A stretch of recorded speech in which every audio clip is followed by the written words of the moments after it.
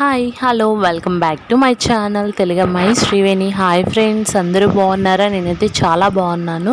ఈరోజు మన రెసిపీ వచ్చేసేసి సాఫ్ట్గా ఉండే ఇడ్లీని అండ్ చట్నీని ఎలా ప్రిపేర్ చేసుకోవాలో చూద్దాం ఫ్రెండ్స్. చూసారా, స్పాంజీలా ఉండే ఇడ్లీ అనేది ఇన్స్టెంట్గా ఎలా రెడీ చేసుకోవాలనేది చూసేద్దామా? ఓకే ఫ్రెండ్స్, రెసిపీలోకి వెళ్ళిపోదాము. ముందుగా అయితే చట్నీ ప్రిపేరింగ్ చూద్దాము. పల్లీలు నేను ఒక 4 టేబుల్ స్పూన్స్ అయితే తీసుకున్నాను.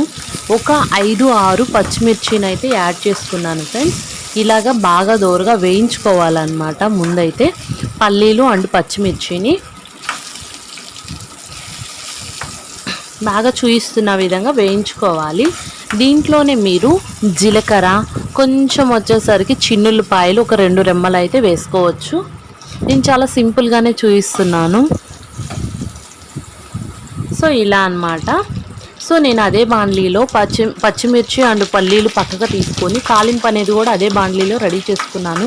ఆయిల్ తీసుకొని తాలింపు గింజలు, జీలకర్ర, కరివేపాకు, ఇంకా మీరు ఇంకా ఏమన్నా యాడ్ చేసుకోవాలంటే యాడ్ చేసుకోవచ్చు. అంటే చిన్నులపై దంచేసుకోవచ్చు, నెక్స్ట్ కొంచెం ఎండుమిర్చి యాడ్ చేసుకోవచ్చు. ఇలా అనమాట అడిషనల్. నేను సింపుల్గా చేసుకుంటున్నాను.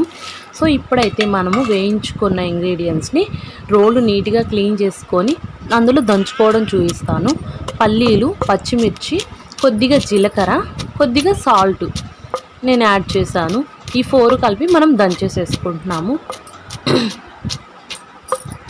ఇది అనేది కొంచెం మెత్తగా వచ్చే వరకు మనం దంచుకోవాలన్నమాట, చూపిస్తున్న విధంగా. సో ఇన్స్టెంట్గా మనము ఒక 5 మినిట్స్లో చట్నీ అనేది కూడా ప్రిపేర్ చేసుకోవచ్చు, మిక్సీ సహాయం లేకుండా.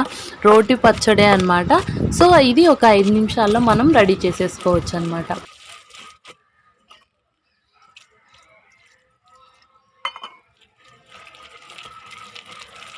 ఇలా వాటర్ అనేది కొద్దిగా యాడ్ చేసుకుంటూ దంచుకోవాలి. నేనైతే లాస్ట్లో చిన్నులపై అనేది యాడ్ చేసేది చూపిస్తాను. సో ఇలా నూరుకోవాలన్నమాట.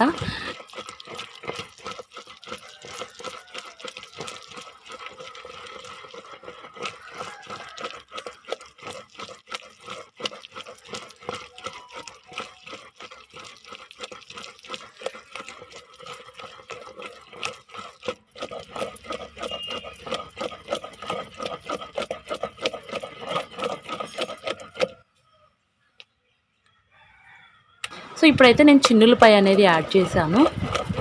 సో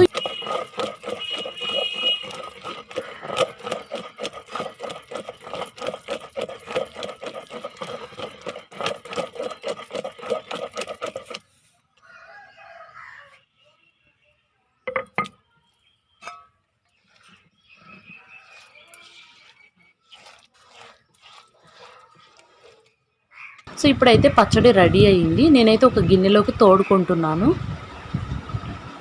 సో మనం ఇందాకైతే రెడీగా తాలింపు అనేది చేసి పెట్టుకున్నాము. సో ఇలా నీట్గా రోల్ అంతా నీట్గా క్లీన్ చేసుకొని ఇలా తోడుకొని మనం ఇందాక ఏదైతే బాండ్లీలో తాలింపు వేసుకున్నామో అందులో అయితే దీన్ని చట్నీని వేసేసుకున్నాము.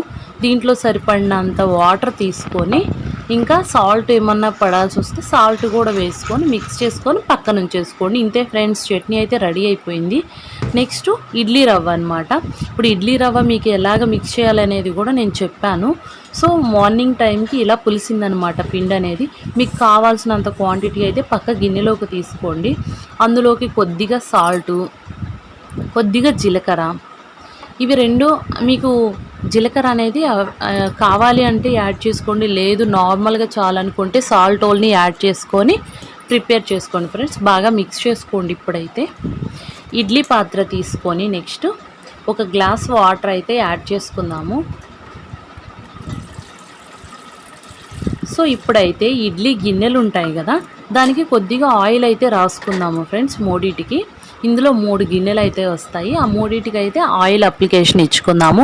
ఆయిల్ అప్లికేషన్ ఇచ్చుకోవడం వల్ల ఏంటంటే నెక్స్ట్ ఉడికిన తర్వాత సాఫ్ట్గా వచ్చేస్తాయి అన్నమాట తీసే టైంలో. సో ఇలా మూడిటికి అయితే నేను ఆయిల్ అప్లికేషన్ ఇచ్చుకున్నాను. ఇప్పుడు పిండిని అయితే తీసుకుందాము. అందులోకి సరిపడినంత క్వాంటిటీగా తీసుకోండి. ఇప్పుడు చూపిస్తున్న విధంగా ఇడ్లీ అనేది కూడా చాలా సింపుల్గా అయిపోతుంది.